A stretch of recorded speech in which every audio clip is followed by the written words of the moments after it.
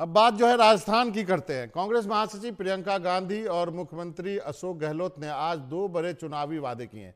राजस्थान के झुंझुनू में आयोजित रैली में उन्होंने कहा कि कांग्रेस दोबारा सत्ता में आई तो हर परिवार की महिला मुखिया को सालाना 10,000 रुपये दिए जाएंगे। ये रकम 2 से 3 किस्तों में दी जाएगी। इसके अलावा 500 रुपये में रसोई गैस सिलेंडर 1 करोड़ 5 लाख परिवारों को दिया जाएगा। अभी ये 76 लाख परिवारों को मिल रहा है। इस मौके पर दोनों नेताओं ने केंद्र की बीजेपी सरकार पर हमला बोला।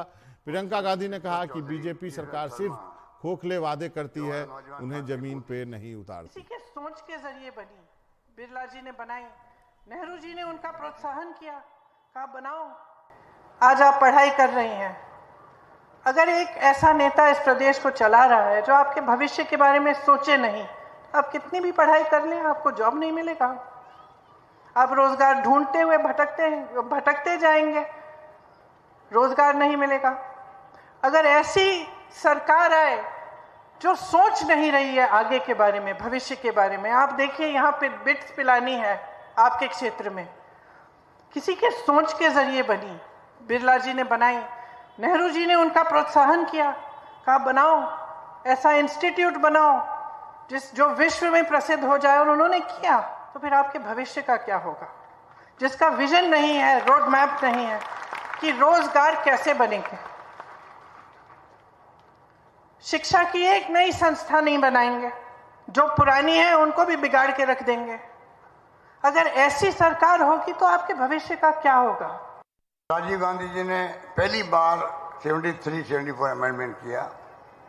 जब गांव में महिलाएं सरपंच बनती है, प्रधान बनती है, प्रमुख बनती है, मेयर बनती है, चेयरमैन बनती है, शहरों के अंदर सशक्त हुई महिलाएं, देश की महिलाएं सशक्त हुई है।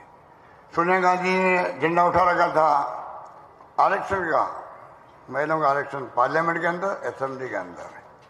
आखिर में 9 साल बाद में मोदी जी को झुकना पड़ा, वो कानून लाना पड़ा।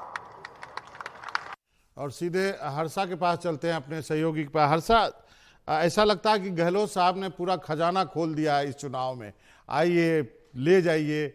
लेकिन यदि वो 1 करोड़ लोगों तक पहुंच रहे हैं तो फिर तो जितने वोटर हैं वहां तक पहुंच जाएंगे। यदि 1 करोड़ परिवार की बात कर रहे हैं तो 5 करोड़ लोग हो गए, उतनी तो आपकी उतने तो वोटर ही हैं।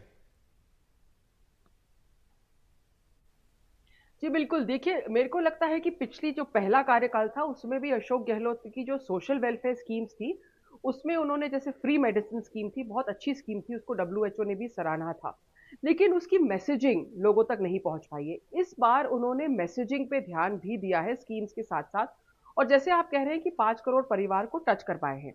लेकिन अब सबसे बड़ा सवाल ये है मनोरंजन, कि क्या जो लोग स्कीम के लाभार्थी हैं, अगर आपको 500 रुपए में सिलेंडर मिल रहा है, अगर आपको फ्री फोन मिल रहा है, क्या आप कांग्रेस को वोट दोगे? या आप जो तवा है जिस पर रोटी रखी हुई है, क्या आप उसको पलटोगे, जैसे 30 साल से राजस्थान में चलता आया है? तो ये जो है, अभी अगर आप लोगों से बात करोगे तो कई लोगों को, सबको मैसेज सबको पहुंच गया है। अगर आप ग्राउंड पे जाओगे तो कई लोगों को चीजें मिल भी गई हैं, कई लोगों को नहीं मिली है। लेकिन बात यह है कि स्कीम्स पे अगर लोग इस बार वोट देंगे तो फिर ये सोशल वेलफेयर पिच इस इलेक्शन का गेम चेंजर रहेगा।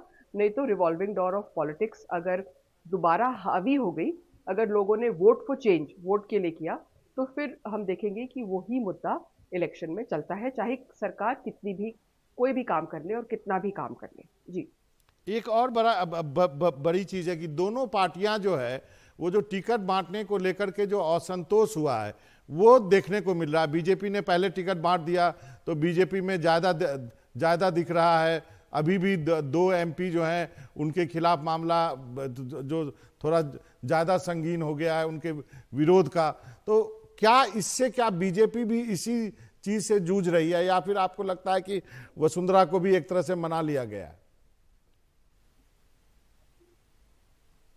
देखिए, जो बीजेपी में जो पहली लिस्ट के बाद में जो विरोध हुआ है वो अब भी बरकरार है, और दूसरी लिस्ट में उन्होंने, जैसे पहली लिस्ट में विरोध हुआ था, नरपत सिंह राजवी का टिकट काट दिया गया था, तो दूसरी लिस्ट में नरपत सिंह राजवी को चित्तौड़ एडजस्ट करने की कोशिश की गई, तो वहां पर और भी ज्यादा विरोध हुआ है।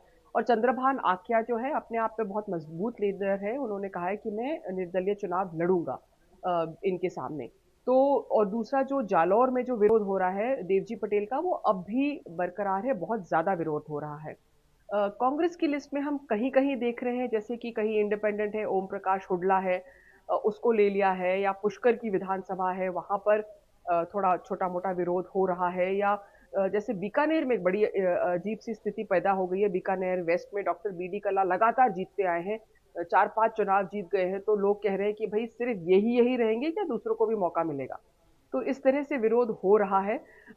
ये विरोध कितना, जैसे हम हमेशा कहते हैं मनोरंजन, ये सारी बातें हम चुनाव के पहले करते हैं, लेकिन हमको बारीकी से ये देखना पड़ेगा कि क्या ये एक्चुअली पार्टी को डैमेज करेगा, क्या ये जी। पार्टी के चांसेस कम करेगा।